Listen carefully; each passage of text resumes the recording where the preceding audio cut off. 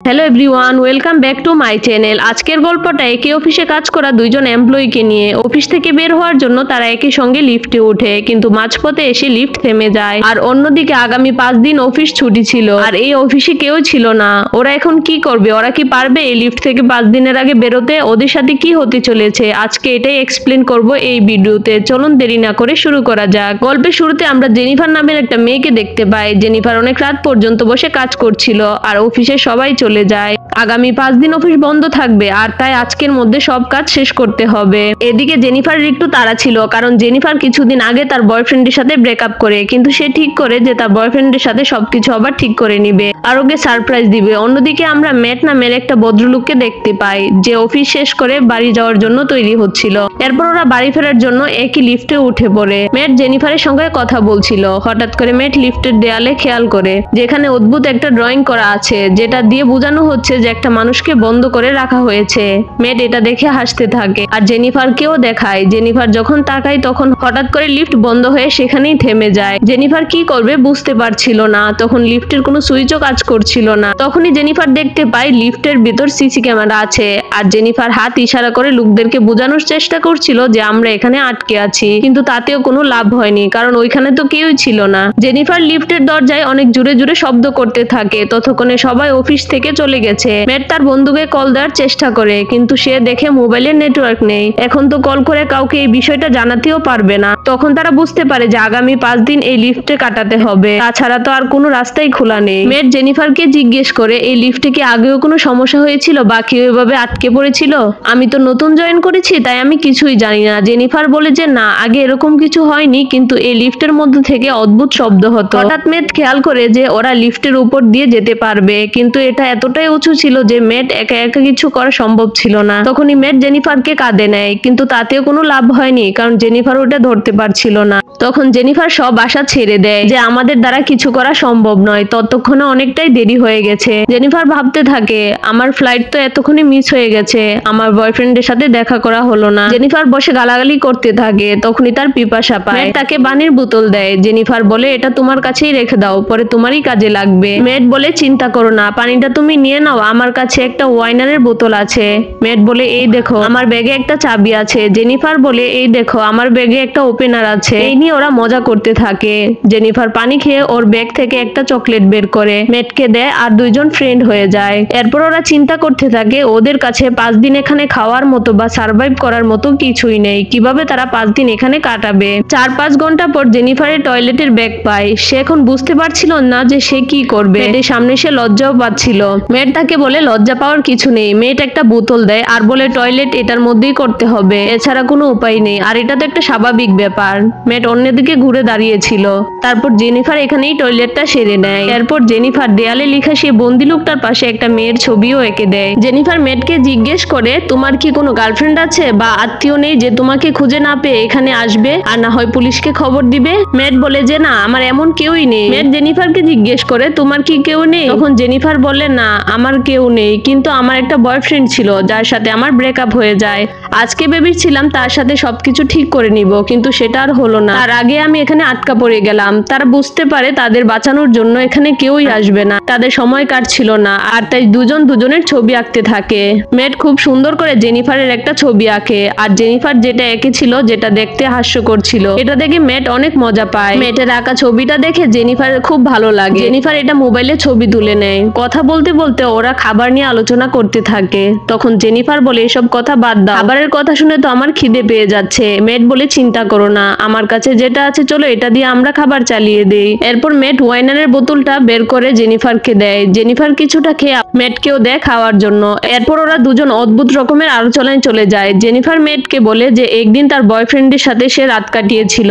Mat এগুলো শুনে লজ্জা পায়। তারপর ম্যাট বলে যে হ্যাঁ, আমারও একজন গার্লফ্রেন্ড ছিল, আর যার সাথে আমি লং ড্রাইভে গিয়েছিলাম, আর আমিও তার সাথে রাত কাটিয়েছি। এইসব বলতে বলতে জেনিফারের প্রতি ম্যাটের একটা ফিলিংস চলে আসে। ম্যাট জেনিফারের সাথে ঘনিষ্ঠ হতে থাকে, এতে জেনিফারও ম্যাটকে বাধা দেয় না। এরপর তারা দুজনেই সেখানে ইন্টিমেন্ট হয়। অবশেষে ম্যাট জেনিফারকে বলে যে আমি তোমাকে ভালোবেসে ফেলেছি। তখন জেনিফার বলে যে না, এটা কখনোই সম্ভব না। আমাদের এখানে যা কিছু হয়েছে সবই আমরা ভুলে যাব, কারণ আমি আমার বয়ফ্রেন্ডকে খুব ভালোবাসি, আর আমি ওকে নিয়ে সারা জীবন কাটাতে চাই। এটা শুনে মেট খুব কষ্ট পায়। মেট জেনিফারকে আবার জিজ্ঞেস করে, সত্যি কি তোমার আমার প্রতি কোনো ফিলিংস নেই? জেনিফার বলে, তোমার সাথে পরিচয় আমার কতক্ষণে, তোমার প্রতি কেন ফিলিংস তৈরি হতে যাবে? আর অলরেডি আমি একজনকে তো ভালোবাসি। এই কথা শুনে মেট হঠাৎ করে চেঞ্জ হয়ে যায়। মেট মোবাইল বের করে আর সে জেনিফারের কিছু ছবি দেখায় আর জেনিফারকে বলে, আমি তোমাকে অনেক আগের থেকেই ভালোবাসি, আর তুমি যখন কাজ করতে তখন আমি তোমাকে দেখতাম, আমার খুব ভালো লাগতো। এখন আমরা বুঝতে পারি মেট এই অফিসের সিকিউরিটি গার্ড ছিল, আর মেট এই সবকিছু প্ল্যান করেই করেছিল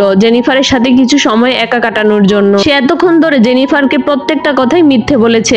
মেট জানতো যে জেনিফার একটা সিকিউরিটি গার্ডের সাথে কখনো রিলেশনে যাবে না। মেট তার পকেট থেকে লিফটের একটা চাবি বের করে আর জেনিফারকে সে বলে যে এটা তারা আটকা পড়েনি। মেট ইচ্ছে করে এটা লক করে দিয়েছে। জেনিফার এই কথা শুনে চিৎকার করে কান্না করতে থাকে আর বলে যে সেখান থেকে বের হয়ে সে পুলিশকে ইনফর্ম করবে, তাকে জেলে পাঠাবে। মেট চাবিটা দিয়ে লিফটটা অন করে আর তখনই জেনিফার দৌড়ে চাবিটা নিতে যাচ্ছিল, তখনই মেট তাকে আটকাতে যায় আর তাদের হাতাহাতির জন্য চাবিটা ভেঙে যায়। এবার তারা সত্যি সত্যি লিফটে আটকে যায়। এরপর জেনিফার রাগে ক্ষোভে মেটকে জুতো দিয়ে মারতে থাকে। মারতে মারতে এক পর্যায়ে মেট নিস্তেজ হয়ে পড়ে যায়। এটা দেখে জেনিফার ভয় পেতে থাকে। ভয়ে ভয়ে সে মেটের কাছে যায়, মেট জীবিত আছে কিনা সেটা দেখার জন্য। আর মেট এই সুযোগে জেনিফারকে মারতে শুরু করে আর এক পর্যায়ে দুজন সেন্সলেস হয়ে যায়। কিছুক্ষণ পর জেনিফারের জ্ঞান ফিরে আসে। জেনিফার বসে কান্না করছিল আর যখন মেটের জ্ঞান ফিরে আসে তখন মেট দেখছে জেনিফার বসে কান্না করছে। মেট বলছে, যাক ভালোই হয়েছে, আমি যা চেয়েছি তাই পেয়েছি। এই লিফটের মধ্যে আমাদের সম্পর্ক হয়েছে, আবার এখানেই আমাদের ব্রেকআপ হয়েছে। জেনিফার কথাগুলো শুনে ওর খুব রাগ হচ্ছিল, কিন্তু কিছুই করার ছিল না। জেনিফার তার বয়ফ্রেন্ডের জন্য যে গিফট কিনেছিল, মেট ওই ব্যাগটা হাতে নেয় আর সেখান থেকে নতুন একটা টি শার্ট দেখতে পায়। মেট সেটাকেই পরে নেয়। মেটের কাছেও একটা গিফট ছিল। সে যখন এটা খুলে সেখানে দেখা যায় একটি কাটার আর একটি লাইটার। হঠাৎ মেট রেগে যায়, লিফটের একটা লাইট ভেঙে ফেলে। মেটের মাথায় একটা বুদ্ধি আসে যে এখান থেকে লাইট বদলানোর জন্য কিছু না কিছু তো অবশ্যই থাকবে। তার কাছে যে বোতলটা ছিল সে বোতলটা দিয়ে সে লিফটের ছাদ খুলে। এটা দেখে জেনিফার খুশি হয়ে যায়। মেট জেনিফারকে বলে, তুমি আমাকে সাপোর্ট দাও, আমি লিফটের ছাদ দিয়ে বাইরে বেরিয়ে যাই, তারপর তোমাকে বের করব। কিন্তু জেনিফার মেটকে বিশ্বাস করে না, বলে যে না, আমাকে দাও, আমি যাই, আর আমার ওজনও কম আছে, আমি সহজেই বের হতে পারবো। কিন্তু মেটও জেনিফারকে সন্দেহ করতে থাকে। এটা দেখে জেনিফার মেটকে বলে, আমরা একসাথে এতক্ষণ সময় কাটিয়েছি, আমি কখনো তোমার সাথে বেইমানি করব না। জেনিফার এই কথা শুনে মেট রাজি হয়ে যায় আর জেনিফারকে ছাদ দিয়ে উপরে উঠিয়ে দেয়। জেনিফার উপরে উঠে যায় আর জেনিফার উপরে উঠে মেটকে মিডল ফিঙ্গার দেখিয়ে দেয়। মেট রেগে যায় আর বুঝতে পারে যে সে তাকে বোকা বানিয়েছে। মেটের কাছে যত জামা কাপড় ছিল সব দিয়ে সে দড়ি বানিয়ে কোনো মতে সে লিফটের উপরে উঠে যায়। জেনিফার উপরে উঠে লিফটের দরজাটা খুলতে যাবে, তখনই মেট তাকে নিচ থেকে টান দেয়। এরপর আবার দুজনে একসাথে লিফটের ভিতরে পড়ে যায়, আবার দুইজনই অজ্ঞান হয়ে যায়। কিছুক্ষণ পর জেনিফারের জ্ঞান ফিরে আসে। জেনিফার লিফটের ভিতর একটা ফায়ার অ্যালার্ম দেখতে পায় আর তাই কিছু কাগজ ছিঁড়ে এক জায়গায় রাখে আর মেটের থেকে লাইটারটা নিয়ে সেখানে আগুন জ্বালিয়ে দেয়। তখনই মেটের জ্ঞান ফিরে আসে। মেট বলে, এইসব করে কিছুই হবে না, আমাদেরকে বাঁচাতে এখানে কেউই আসবে না। জেনিফার মেটকে ভয় পেতে থাকে আর তাই সুযোগ করে মেটের হাত পা বেঁধে দেয় আর বলে, আমরা এখান থেকে খুব তাড়াতাড়ি বের হতে পারবো আর তোমাকে সবকিছু স্বীকার করতে হবে যাতে আমি তোমাকে জেল খাটাতে পারি। তখন জেনিফার মোবাইলটা বের করে আর সে ভিডিও ক্যামেরা অন করে দেয় আর মেটকে বলে, তুমি যদি সবকিছু এখন স্বীকার না করো তাহলে আমি তোমাকে এখানেই মেরে ফেলবো। মেট কোনো উপায় না পেয়ে সবকিছু স্বীকার করে নেয় আর জেনিফার এগুলোকে ভিডিও করে। জেনিফার মেটকে জিজ্ঞেস করে, তুমি এগুলো কেন করেছো?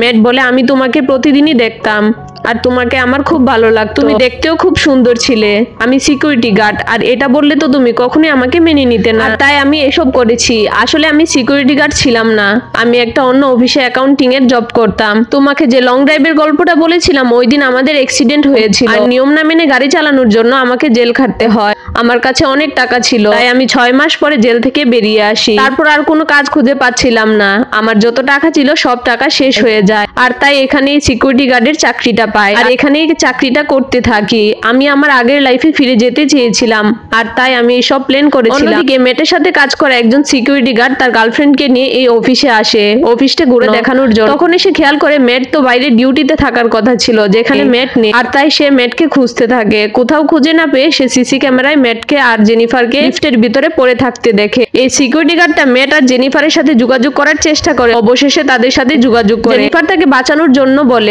আর সে দেরি না করে দ্রুত লিফটের কাছে চলে যায়। সে অনেক চেষ্টা করে লিফটটা একটুখানি খুলেছিল, কিন্তু সেটা দিয়ে জেনিফারকে বের করা যাচ্ছিল না। সে জেনিফারকে বলে তুমি এখানে ওয়েট করো, আমি চাবিটা নিয়ে আসি।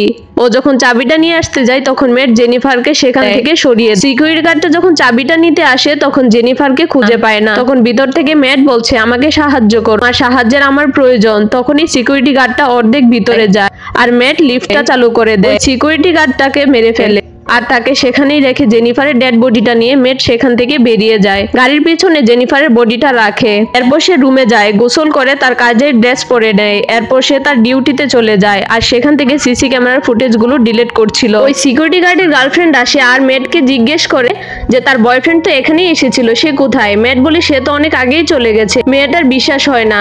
মেয়েটি মেটকে সন্দেহ করে আর ভয়ও পাচ্ছিল। তারপর মেয়েটি অপেক্ষা করছিল আর তাই মেট পিছন থেকে মেয়েটির মাথায় একটা লাইটার দিয়ে বাড়ি দেয় আর মেয়েটি সেখানেই পড়ে যায়। এরপর সে জেনিফারকে নিয়ে একটা নির্জন জায়গায় চলে আসে।